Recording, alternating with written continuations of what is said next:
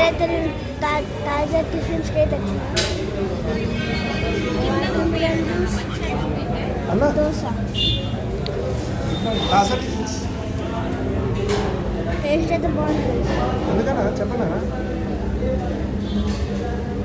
బయటికి వెళ్తాను అయ్యో శైలి ఉన్న పిల్లలతో వచ్చి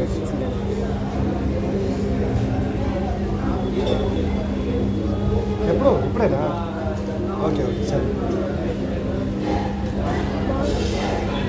మీరు కూడా రావాలంటే రావచ్చు.